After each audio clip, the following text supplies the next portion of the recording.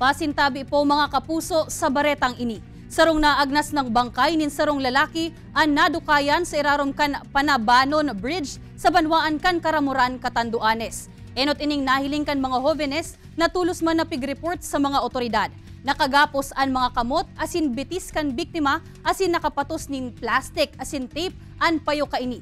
Sangon niya nagpapadagos pa ang hararumang investigasyon kan mga otoridad nganing maaraman ang pagkakabistuhan kan lalaki asin masusog ang motibo sa krimen. Hulitan na agnas na ang bangkay piglubong na ini sa public cemetery sa Banwaan.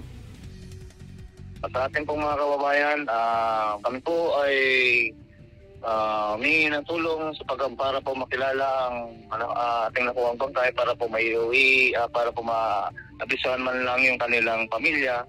Subalit sa ng doktora, ito po ay napagpasyang italibing na dahil nga po sa ito ay naagnas na.